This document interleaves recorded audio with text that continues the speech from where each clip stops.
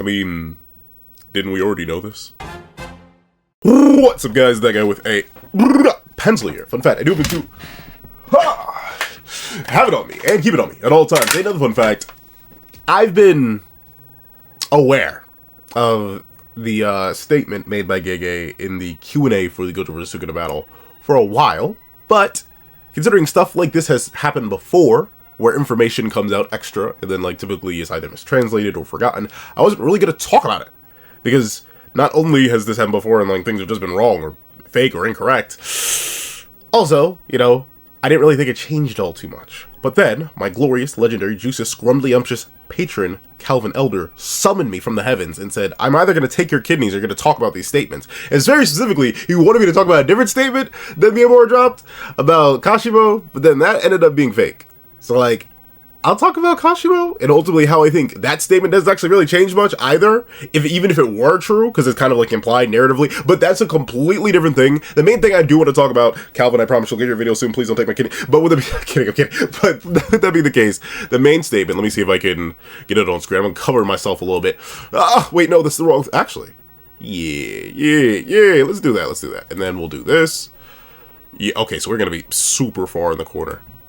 Oh, we'll be right here. But essentially, bada bing, bada boom. This is... Ooh, hold on, let me pull it down a little bit. Ooh, this is... Ooh, okay, OBS is actually kind of fun. Alright, there we go. So, Miyamura tweeted out, Gege... Gege says the biggest factor for Gojo's defeat is the fact that Gojo let his guard down. After defeating Mahoraga, Gojo thought that Sukuna had no way to bypass his infinity anymore. I think that the usual Gojo would have sensed something was amiss and could have avoided a fatal wound. So, I've seen a lot of my fellow Gojo Glazers out there lose their absolute minds at this statement. Be like, oh, this obviously means that Gojo was stronger. And like, okay, there are like two layers to this issue. Primary layer numero uno. Gojo still died. like, what does this change? Unless you are doing it like a run back of the fight where they're fighting differently for some reason. In-character Gojo let his guard down after tweaking off of multiple black flashes. Meaning that hypothetically, no matter what, he's always going to let his guard down, almost as if that's a major flaw of Gojo's character that has been like highlighted and shown multiple times that he never really fixed. So like, in another in-character battle, this just happens again. Like, I don't know, that like that's what didn't click to me. Like, I didn't see anything crazy on top of that. And two, I've seen a lot of people say, oh, well, this obviously means Gojo is stronger, right? Nothing, like, at least to me, unless I'm reading this wrong here, nothing in the statement immediately says, oh, Gojo is stronger, by the way. It literally just says, wait, hold on, let me see. Yeah, it literally just says, after defeating Mahoraga, Gojo thought Sukuna had no way to bypass his infinity anymore. I think the usual Gojo would have sensed something was amiss and could have avoided a fatal wound. That fatal wound. It doesn't imply anything about true form Sukuna versus Gojo if the battle had continued after that. It doesn't imply anything about Megana firing a possible nut. Well, then again, he wouldn't be able to fire another one. They would need to incarnate. But still, like, this doesn't really change anything about the matchup on like a scaling perspective, because it doesn't say anything like that. You can try and extrapolate that Gojo's stronger, but like, that's the thing. The argument itself, the core argument behind Gojo versus Sukuna doesn't change, right? And it was already implied by the narrative that Gojo letting his guard down was the same reason that this happened in the first place. He thought he had won, right? Like, that was the whole point of, like, 235 and 236? Huh? Like I don't know. That's the main thing, because I was talking with somebody about this, and they were on the side of, like, oh, yeah, this just automatically confirms Gojo's stronger. And I was like, how, though? Mainly because it doesn't change anything. In the canon timeline, Gojo fumbled the bag. Sure, do I think a battle between true form Sukuna and Gojo would be interesting? Absolutely. Do I still think Sukuna wins? Absolutely. But that's just because of him having World Slash again, the ability to pin Gojo down, better stats. There's a whole bunch of different factors that I'll make my own video on eventually. I'm scripting a whole bunch of JJK versus battles. I got Yuji versus Maki lined up. I got Yuji versus Hikari lined up. I got Yuta versus Hikari lined up. I got Maki versus Hikari. Like, I have a bunch of different things lined up. I'm cooking a whole lot. The kitchen, it's kind of on fire right now. Well, not on fire just yet. I'm literally just in the scripting phase. But with that being the case, for this battle in particular, at least to me, something like this doesn't change anything, and it was already heavily implied by the narrative, right? We don't see it, I'll really admit that. But notably, all this does is actually make things worse for Gojo. Because note how it's described that he would have avoided a fatal wound. Hold on. Wait, we're grabbing the wrong thing, manipulating it. Let's see. After defeating Mahoraga, Gojo thought this took it end. I think the usual Gojo would have sensed something was amiss and could have avoided a fatal wound. You know what this kind of confirms? It confirms that Gojo still can't see dismantles. That's all this does, which is actually bad, because that means the Six Eyes perception is kind of butt. Because even Maki and Toji and Mahoraga can all see dismantles. But Gojo, like, it'd be one thing if Gege said, I think the usual Gojo would have seen something was amiss and would have avoided a fatal wound. He said could have sensed something was amiss, implying it would have been relying on those instincts that Gojo was always praised for. That's it. There's nothing positive that comes out of that. That just makes Gojo worse, in fact. Makes the matchup even worse, because he still wouldn't know what it was. Like, the thing is, if Gojo doesn't get hit by the World Cutting Slash, in that moment, Sukuna incarnates, and then uses the World Cutting Slash again. And then Gojo, still thinking it's a regular dismantle, being unable to see it, apparently, at least according to the statement, gets hit and dies anyway. Like, what? Like, what? Like, the only way I could see this being interpreted as, oh, Gojo would have clutched up and won, is if, like, you say Gojo dodges the dismantle and immediately kills Megana before he incarnates. But considering that was never the plan, I don't think that would happen. So, like, I don't know. Like, that's the thing. It doesn't do anything. It doesn't do anything but make Gojo worse, actually, in the matchup. Because it hard confirms something that's for the longest time been debatable. That Gojo can't see dismantles. He can only kind of sense and react around them. And you may be like, well, Maki and Toji can do the same thing. Not really. At least in the official translations, it's described that Maki and Toji literally see dismantle. Like, Mahoraga saw dismantle. So, like, they have better perception than the Six Eyes? That's kind of just weird. Like, even as a Maki and Toji meat muncher, I find that strange. But that's what this statement confirms. Gojo couldn't see it, he'd have to sense it. But at the same time, I don't think this changes anything. Does it... I'll give one thing, though. It does kind of... Well, no, not really. Because once again, I've made many videos about this in the past. I've talked about it many times before. I personally don't think that either of these characters were fighting that optimally in the battle. But I think Sukuna was fighting much, much worse. And had a variety of ways to work around Gojo's abilities. In a much more efficient manner than actually did. Because Sukuna's an idiot. And so is Gojo. To some degree. But that's the thing. The battle itself does not change. Unless you think that Gojo's whole character is going to flip on its head. If you shove a controller up Gojo's butt...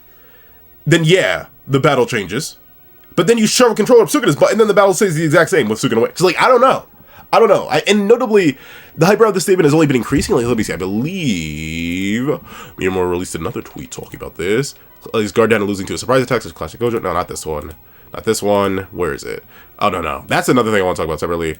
Oh, here we go. There we go. There's this other statement dropped. Let me see. There we go.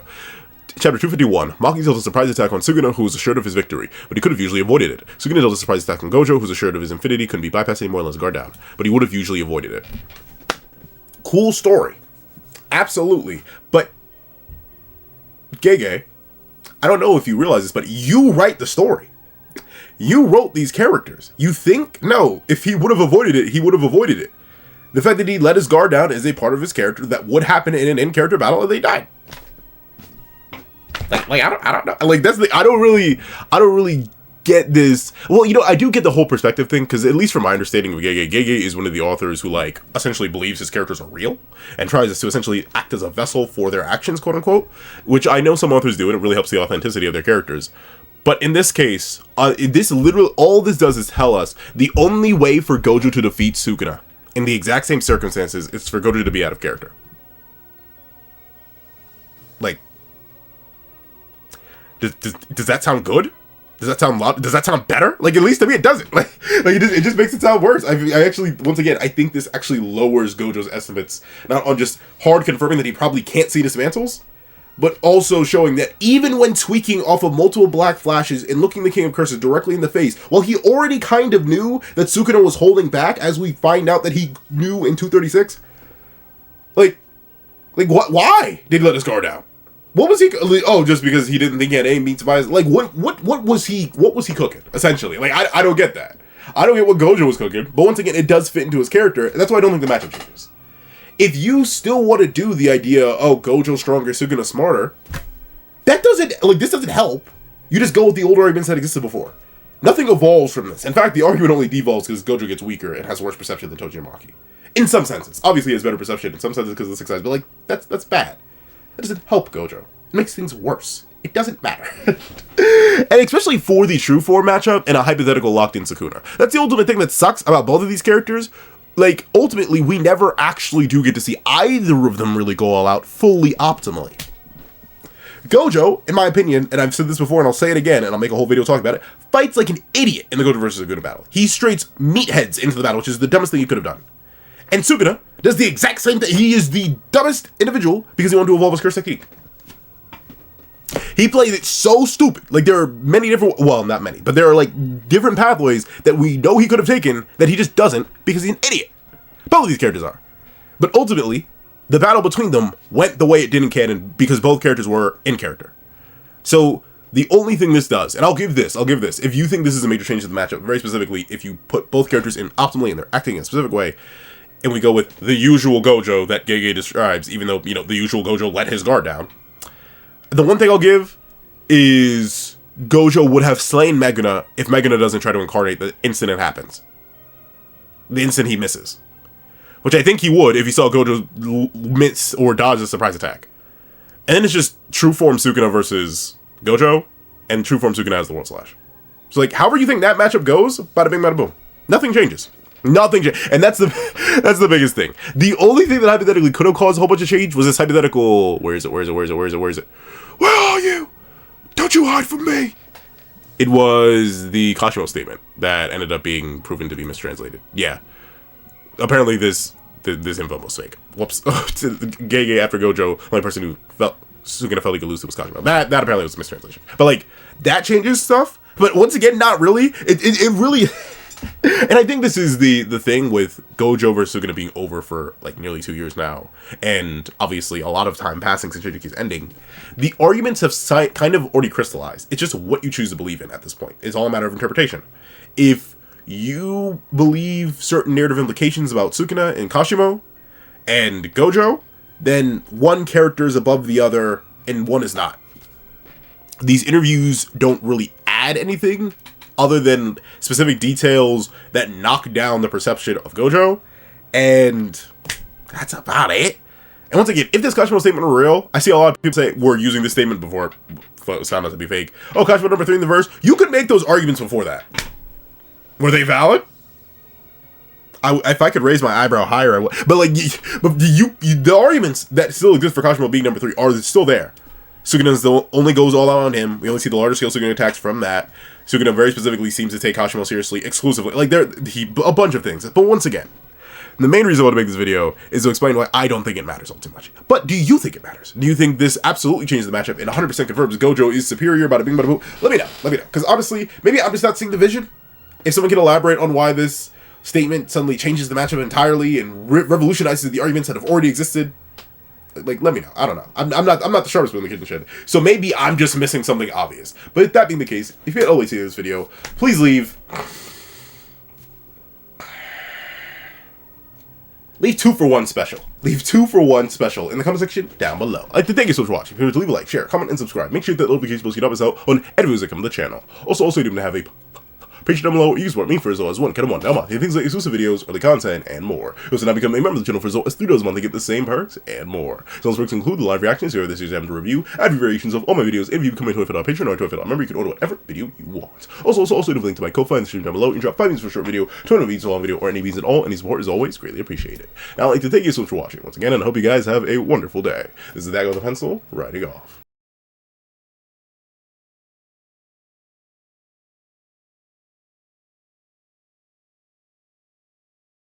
I'd like to give a thank you to our sketch tier members: Eternal Flame, Red Wolf 4765, Astro, Super Flame Zero, Glacier XZ, Zera, Brandon Payne, J2MA, Gyomi, Yuki Ally, Buddha Uda, Azo 2404, Planet Crone, G Prosper, Nevis 97, and Ollie.